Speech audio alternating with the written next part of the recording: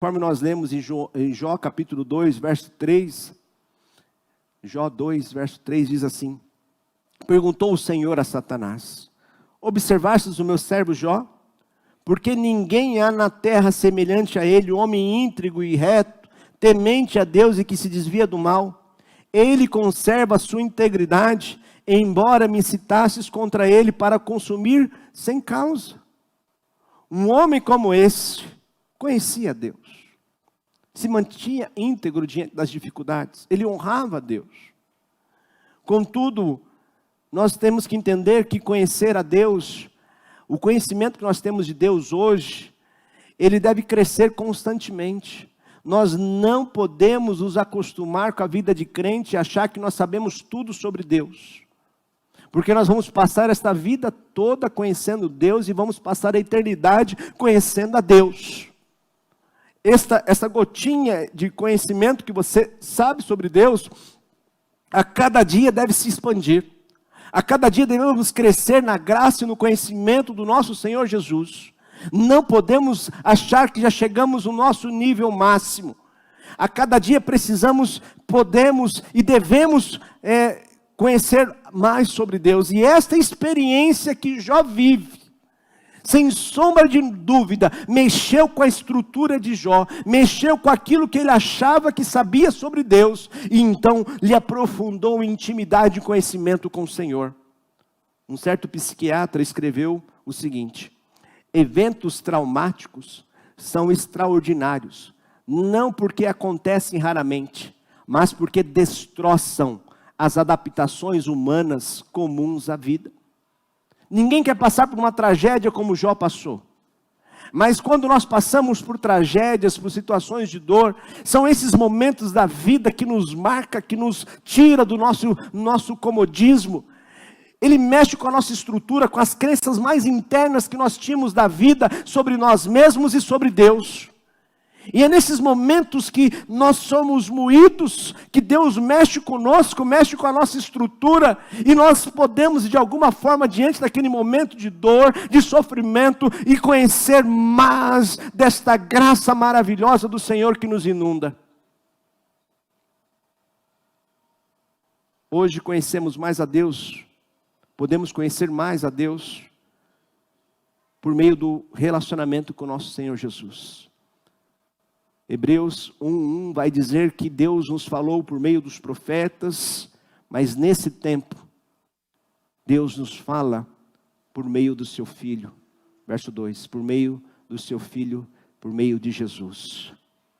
Nós conhecemos mais a Deus hoje porque um dia Ele se revelou a nós.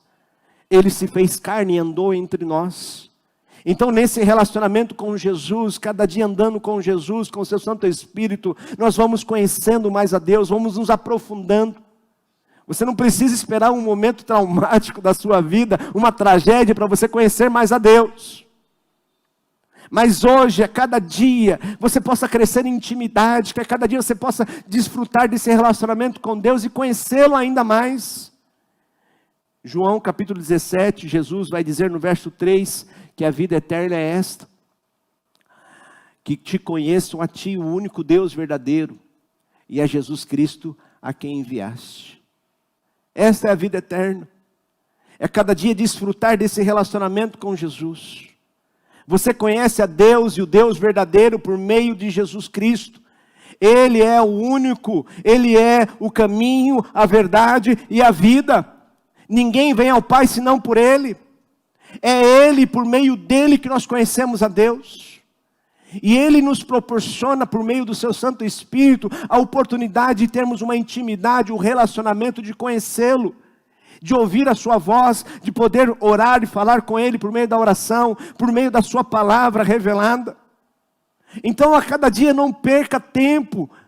Não perca tempo conhecendo apenas as coisas do mundo, mas se aprofunde, se relacione com esse Deus, crie intimidade com esse Deus. Porque conforme diz Apocalipse capítulo 3, verso 20, ele diz que está, o verso 19, eu repreendo e castigo a todos quanto amam.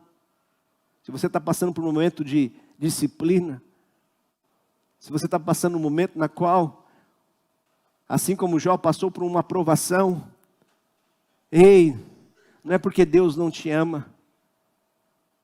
Não é porque Deus se afastou de você. É que você é amado de Deus. Você é filho do Senhor. E Deus disciplina aquele que é filho. Eu repreendo e castigo a todos quantos amo. Sê, pois, zeloso e arrependa-te. Verso número 20. Vamos juntos? Estou à porta e bato. Se alguém ouvir a minha voz e abrir a porta, entrarei em sua casa e cearei com ele e ele comigo. Ei, o Senhor está batendo a porta, porque Ele quer ter um relacionamento contigo. Não espere passar por momentos traumáticos, tragédias, para você se aprofundar em relacionamento com Ele.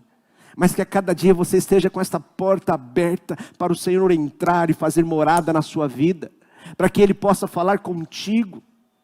Peça ao Senhor que Ele continue te direcionando, que por meio do seu Santo Espírito, através da sua palavra, iluminando esta palavra aos nossos corações, você cresça na graça e no conhecimento. Você não pode se acostumar com a estatura que você chegou. Hoje você tem que ser melhor, um crente melhor do que você foi ontem. Amanhã você tem que ser um crente melhor do que você está sendo hoje. A cada dia precisamos crescer nessa intimidade, nesse relacionamento com o Senhor. Não permita que o seu pecado te afaste dele. Não permita que a sua iniquidade te afaste dele. Não permita que o rugido do diabo te dê medo no seu coração e te afaste dele. Mas que pela fé você vença. Pela fé você possa viver esta vida que o Senhor tem para você. Uma vida abundante. Eu te conhecia de ouvir, mas agora os meus olhos te veem. O ingrediente para conhecer verdadeiramente a Deus é ter a Bíblia, a palavra de Deus, por meio desta revelação tão especial que nós temos. Que a cada dia mergulhemos nela, que a cada dia leemos, que a cada dia você possa gastar, investir tempo na leitura da Bíblia, em oração. Essas são armas que o Senhor nos confia, são partes daquela armadura de Deus concedeu ao seu povo. Em qual momento você veste uma armadura? Quando é que você veste uma armadura? Para a guerra. E quando é que o crente está em guerra? Quando é que nós estamos em guerra, igreja? Chacoalhe alguém aí e diga para ele, estamos em guerra. Você vai ficar em pé? Se nós estamos em guerra todos os dias, que hora que você vai revestir dessa armadura? Quando você chega em casa? Que hora que nós devemos revestir dessa armadura? Ler a Bíblia, orar. Que hora que nós devemos revestir dessa armadura, igreja? Você acordou, a primeira coisa que tem que fazer é pegar a sua espada, é vestir a sua armadura e ir para a guerra. Tem gente que acorda e vai sem armadura para a guerra. E não sabe por que o dia foi tão ruim assim. Porque apanhou de fulano, apanhou de ciclano, ganhou uma rasteira de fulano. Quando você se levantar pela manhã, pega as suas armas espirituais, se revista dela e saia com autoridade e poder, pisando ali a cabeça do diabo e ali profetizando, dizendo palavras do alto, porque você é a luz do mundo e o sal da terra, e as portas do inferno não prevalecem contra a igreja. Mas você não veste a sua armadura? Vai para a guerra desarmado? Estamos em guerra. E nós vamos permanecer em pé, amém? Em nome de Jesus. Que a cada dia você conheça mais a Deus. Que a cada dia se aprofunde em intimidade com Ele. E a terceira afirmação que Jó faz. Verso número 6. Por isso me abomino. E me arrependo no pó e na cinza. Pontos a considerar aqui sobre esse texto. Sobre o arrependimento de Jó. Jó não disse que seus pecados tinham causado seus sofrimentos. Aqui esse arrependimento, aqui não é apenas Jó reconhecendo os seus pecados, porque todos os capítulos que os seus amigos de Jó tento acusá-lo de algum pecado, ele diga, não, esse aqui não, eu não caí nessa situação, não, eu não roubei dos pobres para enriquecer, não, eu não abusei de nenhuma donzela, não, eu não peguei, não adulterei. Então os amigos de Jó tentam encontrar um pecado que Jó tenha cometido, e Jó, ele rebate essa situação. O arrependimento de Jó aqui não quer dizer referente que o seu pecado foi fruto, o seu sofrimento foi fruto do seu pecado. Conforme nós vemos aqui o propósito de Deus, Deus havia declarado que ele sofria sem causa. Jó capítulo 2, verso 3, nós já lemos. Observastes o meu servo Jó, dizendo Deus para Satanás, porque ninguém há na terra semelhante a ele, homem íntegro e reto, temente a Deus e que se desvia do mal. Ele conserva a sua integridade, embora me incitastes contra ele para consumir sem causa. Sem causa. Ele estava passando ali sem causa. Segundo, apesar dos argumentos dos amigos de Jó, de que as pessoas sofrem por aquilo que elas semeiam, por aquilo que elas semearam, o que explica o sofrimento de muitas pessoas, não era a solução para o caso de Jó. Não era. E a confissão de Jó parece ser por sua arrogância, por haver falado infantilmente contra Deus, em seus discursos ousados. Talvez esse arrependimento de Jó é por causa do seu egocentrismo, na qual ele aponta para si diante de Deus, se argumentando em autodefesa. E aqui, de um homem egocêntrico, seu sofrimento mudou o seu relacionamento mais teocêntrico. Ele para então de olhar para si, ele volta o seu olhar nessa confissão para o Deus que nos salva, um Deus que tudo pode, um Deus que então, quando ele olha para Deus, ele vê a si mesmo e se lança ao pó. É toda vez que nós encontramos Deus, de alguma forma nós encontramos com um espelho que nós vemos quem nós realmente somos e quão pecador nós somos, o quão miserável nós somos. E este encontro, Jó vai dizer, me abomino. A palavra abominar provavelmente significa dissolver-se ao nada. Jó então se dissolve de todo o seu achismo, de tudo aquilo que ele se considerava. Me abomino, me dissolvo.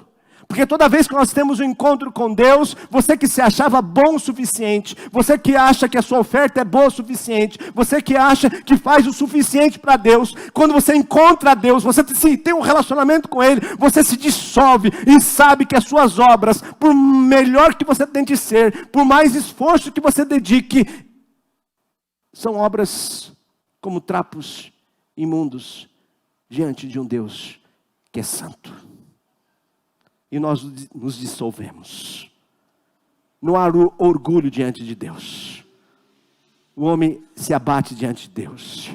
Assim como Isaías se encontrou com Deus e disse, miserável homem que sou, homem de lábios impuros. Nós nos dissolvemos. O problema central do livro de Jó, do sofrimento do povo, do Senhor, fica explicado pelo menos parcialmente, a equipe de louvor aqui, parcialmente pelos benefícios para os quais esse sofrimento serve. Primeiro, as experiências de Jó abriram seus olhos melhor para a santidade inefável de Deus, levando através delas a um autoconhecimento e um auto-julgamento. Como eu disse, toda vez que nós encontramos com esse Deus que é santo, nós paramos de nos analisar com o nosso vizinho, que talvez diante daquele vizinho adúltero, pecador, que vive na adicção, que vive no mundo, você talvez seja um pouquinho melhor do que ele. Mas quando nós nos comparamos e Deus nos revela e nos mostra diante dele, queridos irmãos, nós nos dissolvemos, porque não somos nada, somos pecadores, mas pela sua graça E somente pela sua graça, preste atenção, é pela sua graça que somos salvos. É um favor que nós não merecemos. Segundo, os sofrimentos de Jó são aparentemente corretivos, mais do que penais, sendo usados por Deus para provar e refinar o seu caráter. Então, quando passar por disciplina, por momentos traumáticos de tragédia da sua vida, ei, Deus não está distante. Deus não te abandonou. Terceiro, o resultado demonstra que através da graça de Deus, o seu povo confia nele e o serve por causa do que ele é. Vou começar de novo. O resultado demonstra que através da graça de Deus, o seu povo confia nele e o serve por causa do que ele é, e não apenas para receber em troca benefícios temporais. Deixa eu perguntar uma coisa para você. Louvado seja Deus por tudo aquilo, os benefícios que Deus tem te dado. Mas se Ele não tivesse te dado? E se você tivesse perdido tudo? Você continuaria adorando a Deus por aquilo que Ele é? E é isso que mostra o livro de Jó para nós. O diabo vai dizer assim, sabe por que Jó é tão íntegro, tão bom assim? É porque você cercou ele de benevolências. Porque você abençoou ele, fez um homem rico. Tira tudo dele. E sabe o que demonstra para nós? Que existem pessoas que servem a Deus, não por causa da propaganda que está na frente da igreja dizendo assim, pare de sofrer. Existem pessoas que mesmo diante do sofrimento e da dor, continuam adorando a Deus, continuam louvando a Deus, porque sabe quem Deus é. Não temos uma resposta intelectual, uma resposta inteligente para todos os porquês, para esse problema do mal. E que Deus, sendo Deus, não precisa te dar satisfação dos seus desígnios. Entende isso? Barro é barro. Quem és tu para questionar os desígnios de Deus? E que a nós, assim como Jó, nos cabe apenas uma única postura. Jó capítulo 1, verso 20. Então Jó